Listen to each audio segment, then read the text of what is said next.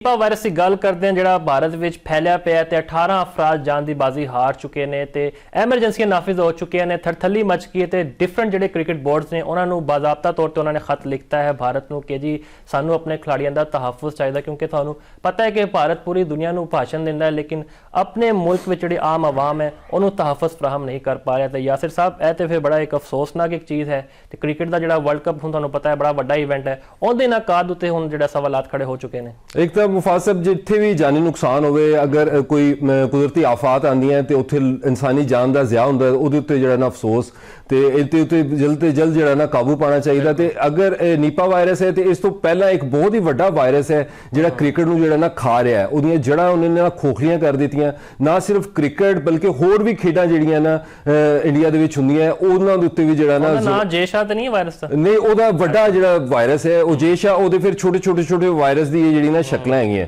वो हैगा नरेंद्र मोदी फिर शिव सेना फिर ये जिन्ने भी हवारी ने मतलब वो सोच जिहड़ी है ना नफरत वाली उन्हें जिहड़ा ना बर्बाद कर दिता। फिर कुदरत भी जिहड़ी है देखो जिस तरह बांग्लादेश क्रिकेट के नाल होया उन्होंने जिस तरह साइडलाइन किया गया और आने वाले वक्तां दे विच भी मतलब होर जिहड़े क्रिकेट टीमां है वो भी जिहड़ियां ना इस चीज़ नूं देख रही है मतलब ये अगर बांग्लादेश के नाल अज होया पाकिस्तान नाल पहला हो चुका है फिर उस तो बाद जिहड़ा ना हो सकता है कि मुस्तकबल दे विच जिहड़ा ना आस्ट्रेलिया या इंग्लैंड के नाल भी होवे ते सारे जिस तरह उन्होंने कंसर्न शो किए ने जिस तरह कोरोना वायरस आया सी उहदे विच भी जिहड़ा ना खेलना पॉसिबल नहीं सी ते आबादी भी बहुत ज्यादा इंडिया दे विच और क्राउड बहुत ज्यादा आंदा है और किस तरह इनू मैनेज किया जाएगा इस वायरस नू किस तरह मैनेज किया जाएगा बहुत ज्यादा जिहड़ा ना कंसर्निंग है। और बाहर दी टीमां तो बहुत ज्यादा मतलब अगर एशियन टीमां दी अगर गल किया जाए तो यह ज्यादा इन्हां चीज़ों नू सीरियस नहीं लैंदियां लेकिन जिहड़े इंग्लैंड क्रिकेट बोर्ड होवे आस्ट्रेलिया होवे न्यूजीलैंड होवे ये सारे जिहड़े ना अपनी प्लेयर्स की हेल्थ और सिक्योरिटी नू लेके काफी ज्यादा कंसर्निंग हुंदे ने और उन्हां दा कंसर्न जायज़ है और इन्हू जिहड़ा ना दूर करना चाहिए। जैसे सब यह कहा जा रहा है कि बांग्लादेश टीम की बदवावां लग रही ने इंडिया को क्योंकि तुहानू पता है असी पिछले साल वेखिए वुमेन्स वर्ल्ड कप होया उत्थे भी जिहड़ी आस्ट्रेलियावी खवातीन सी उन्होंने हरासा किया गया फिर जिहड़े मुलजिमान फड़े गए उन्होंने भी बाद च रिहा करता। तो मैं हुण समझदा कोई भी खेड होए भारत हर लिहाज नाल गैर महफूज है। तारीख जो भी लिखी जाएगी ना मुफाज उहदे विच जिहड़ा ना नरेंद्र मोदी वायरस जिहड़ा क्रिकेट नूं जिन्हें खाधा है उहदा नाम जिहड़ा ना हमेशा लिखा जाएगा और जिन्हां जिन्हां ने इहदा साथ दिता है मतलब उन्हें सियासत दे वास्ते जिहड़ा ना क्रिकेट नूं इस्तेमाल किया जिहड़ा कि शुरफा दा खेड है और ये बहुत ही ज्यादती की और जिन्ने बोर्ड्स शामिल ने जिहड़े जिन्ना भी उहदे विच मीडिया शामिल है इंडिया के जिन्ने भी लोग शामिल है अज तो बहुत ज्यादा जिहड़ा ना वध चढ़ के इहदा साथ दे रहे हैं कल नूं इन्ना नहीं मतलब ये जिहड़े वक्रांत मजबूर गुप्ता होण या स्पोर्ट्स दुश्मनी वाले होण या बाकी जिन्ने भी लोग ने इन्होंने अपनी अखां दे विच मुफाज उंगलियां दे के रोना है कि साडे को होया की है मतलब ना सिर्फ इन्हां को क्रिकेट दूर जानी है बल्कि होर भी जिन्ने भी स्पोर्ट्स है वो भी दूर हो जाने। खेल उत्थे ही आंदा है जिथे जिहड़ा ना खिडारी नूं जिहड़ा ना इज्जत दित्ती जावे उहदे खेल नूं सराया जावे मुस्तफिजुर रहमान होवे या पाकिस्तानी प्लेयर्स होवे जिन्होंने IPL दे विच बैन किया गया उस तो अलावा भी जिन्हें श्रीलंकन प्लेयर्स है उन्होंने भी शिरकत जिहड़ी ना इन्हें महदूद करके रखी हुई है। अगर तुसी इनू पूल नू वधाओगे नहीं खेल नू खेल नहीं रखोगे तो फिर खेल की जिहड़ी ना एक भयानक शक्ल जिहड़ी ना सामने आएगी और हुण सारे नूं पता चलता जा रहा है कि इंडियन क्रिकेट कौंसल मतलब ICC जिहड़ा इंडियन क्रिकेट कौंसल है यह बायस्ड है और ये सिर्फ और सिर्फ जिहड़ा ना BCI जिस तरह देखो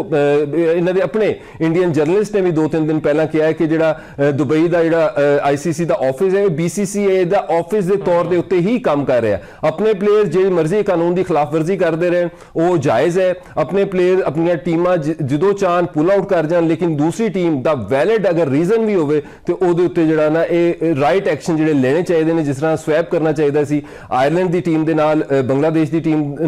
ग्रुप नूं ते ये सारा मामला ही सैटल हो जाता लेकिन ये नहीं किया इन्होंने। बिल्कुल T20 वर्ल्ड कप तो मैं याद है यासिर साहब हजे साड़ी भी शिरकत का हतमी फैसला नहीं होया तुहानू पता है मोहसिन नकवी साहब की वज़ीर आज़म शहबाज शरीफ नाल मुलाकात हुई तो यह कहा गया सी कि जुमे या पीर तिकर हतमी फैसला हो जाएगा तो हजे भी सवालिया निशान है साडा तुहानू की लगता है असी 15 फरवरी नूं भारत के खिलाफ मैच खेडांगे या फिर नहीं खेडांगे यह भी कहा जा रहा है कि पट्टियां पा के असी खेडांगे किहड़े ऑप्शन हो सकते हैं नहीं अगर असी मुफाज नहीं खेडांगे ना तो दिवाली है सारा कुछ जिहड़ा ना कोलैप्स हो जाएगा सारी जिहड़ी इंडस्ट्री है ना क्रिकेट की इंडस्ट्री पाकिस्तान भारत के जिहड़े मुकाबले दे नाल चलदी है मतलब तुसी अगर इंडियन चैनल्स नहीं राइवलरी हो जाएगी ना भारत ते युगांडा दी हाँ जी हुण देखो जिन्ने भी इंडियन चैनल्स ने उन्हां दी अगर गुफ्तगू सुनो ना वो सुबह दोपहर शाम पाकिस्तान पाकिस्तान पाकिस्तान सिर्फ एक गल नहीं करते कि पाकिस्तान जिंदाबाद और ये होएगा मतलब वो भी कहेंगे कि पाकिस्तान जिंदाबाद $1.5 अरब के करीब का मैच है जिहड़ा जंप करके हो सकता है कि $2 अरब तक भी जिहड़ा ना पहुंच जाए अगर तुसी पूरी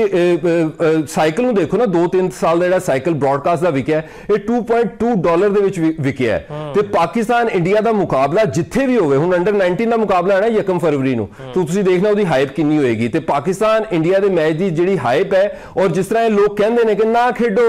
ਪੁੱਲ ਆਊਟ ਕਰ ਜਾਓ, ਦੇਖਦੇ ਤੁਹਾਡੇ 'ਚ ਜ਼ਰੂਰਤ ਹੈ ਕਿ ਨਹੀਂ ਹੈ, ਇਹ ਸਿਰਫ ਔਰ ਸਿਰਫ ਜਿਹੜਾ ਕਾਰਡ ਖੇਲਿਆ ਨਾ ਮੋਹਸਿਨ ਨਕवी ਸਾਹਿਬ ਨੇ ਕਿ ਅਸੀਂ ਪੁੱਲ ਆਊਟ ਕਰ ਸਕਦੇ ਹਾਂ, ਤੇ ਇਹ ਉਹੀ ਚੀਖਾਂ ਨੇ। ਅੰਦਰੋਂ ਇਹ ਜਾਣਦੇ ਨੇ, ਮਤਲਬ ਡਰੇ ਹੋਏ ਨੇ, ਸਹਿਮੇ ਹੋਏ ਨੇ, ਇਹਨਾਂ ਨੂੰ ਪਤਾ ਹੈ ਕਿ ਅਗਰ ਪਾਕਿਸਤਾਨ ਨਾ ਖੇਡਿਆ ਤੇ ਸਾਡੀ ਰੋਜ਼ੀ ਰੋਟੀ ਨੂੰ ਜਿਹੜਾ ਨਾ ਲੱਤ ਵੱਜ ਜਾਏਗੀ, ਸਾਨੂੰ ਕਿੰਨੇ ਦੇਖਣਾ ਹੈ। ਮਤਲਬ ਇਹਨਾਂ ਨੂੰ ਘਰ 'ਚ ਕੋਈ ਨਹੀਂ ਪੁੱਛਦਾ, ਸਿਰਫ ਪਾਕਿਸਤਾਨ ਦਾ ਨਾਮ ਲੈਣ ਨਾਲ ਜਿਹਨਾਂ ਨੂੰ ਦੇਖਿਆ ਜਾਂਦਾ ਹੈ ਤੇ ਉਹਨਾਂ ਦੇ ਮੂੰਹੋਂ ਇਹ ਗੱਲਾਂ ਜਿਹੜੀਆਂ ਨਾ ਬਿਲਕੁਲ ਚੰਗੀਆਂ ਨਹੀਂ ਲੱਗਦੀਆਂ। ਬਿਲਕੁਲ ਜ਼ਰਾ ਇਹ ਵੀ ਤੁਸੀਂ ਦੱਸੋ, ਭਾਰਤੀ ਮੀਡੀਆ ਦਾ ਜ਼ਿਕਰ ਕੀਤਾ, ਉਹਨਾਂ ਦੀ ਰੋਜ਼ੀ ਰੋਟੀ ਵੈਸੇ ਹੀ ਪਾਕਿਸਤਾਨ ਨਾਲ ਲੱਗੀ ਹੋਈ ਹੈ, ਬਾਬਰ ਦਾ ਜ਼ਿਕਰ ਨਾ ਕਰਨ ਤਾਂ ਉਹਨਾਂ ਨੂੰ ਨਾ ਵਿਊਜ਼ ਆਉਂਦੇ ਨੇ, ਨਾ ਕੋਈ ਉਹਨਾਂ ਨੂੰ ਵੇਖਦਾ ਹੈ, ਤੇ ਉਹ ਫਿਰ ਕਿਸ ਮੂੰਹ ਨਾਲ ਜਿਹੜਾ ਪਾਕਿਸਤਾਨ ਨੂੰ ਬਾਹਰ ਕਰਨ ਦੀਆਂ ਸਾਜ਼ਿਸ਼ਾਂ ਕਰਦੇ ਨੇ। ਸਲਮਾਨ ਅਲੀ ਆਗਾ ਨੇ ਬਿਲਕੁਲ ਸਹੀ ਕਿਹਾ ਸੀ ਕਿ ਹਰ ਵਕਤ ਜਿਹੜਾ ਨਾ ਬਾਬਰ ਉਹ ਬਾਬਰ ਵਿਕਦਾ ਹੈ ਨਾ, ਬਾਬਰ ਚਾਹੇ ਸਰਹੱਦ ਦੇ ਇਸ ਪਾਰ ਹੋਵੇ ਜਾਂ ਸਰਹੱਦ ਦੇ ਉਸ ਪਾਰ ਹੋਵੇ। ਹੁਣ ਦੇਖੋ ਆਸਟ੍ਰੇਲੀਆ ਦੇ ਵਿੱਚ ਵੀ ਵਿਕ ਗਿਆ, ਬਾਬਰ ਇੰਗਲੈਂਡ ਦੇ ਵਿੱਚ ਵੀ ਵਿਕਦਾ। ਇੱਕ ਸਾਡਾ ਪਲੇਅਰ ਜਿਹੜਾ ਕਿ ਪਿਛਲੇ 2 ਸਾਲ ਤੋਂ, ਜਿਹਨੂੰ ਅਸੀਂ ਸਮਝਦੇ ਕਿ T20 ਦਾ ਜਿਹੜਾ ਨਾ ਅੱਛਾ ਪਲੇਅਰ ਨਹੀਂ ਹੈ, ਮਤਲਬ ਕਿ ਉਹਨੂੰ ਜਿਹੜਾ ਨਾ ਅੱਛੀ ਗੇਮ ਖੇਡਣੀ ਚਾਹੀਦੀ, ਉਹ ਇੰਨਾ ਜ਼ਿਆਦਾ ਜਿਹੜਾ ਹਾਈ ਪ੍ਰੋਫਾਈਲ ਹੈ ਔਰ ਇੰਨਾ ਜ਼ਿਆਦਾ ਅੱਛਾ ਜਿਹੜਾ ਨਾ ਵਿਕ ਰਿਹਾ। ਤੇ ਬਾਕੀ ਜਿਹੜੇ ਪਾਕਿਸਤਾਨ ਦੇ 11 ਪਲੇਅਰ ਜਿਨ੍ਹਾਂ ਦਾ ਅਸੀਂ ਨਾਮ ਹੀ ਨਹੀਂ ਲੈਂਦੇ,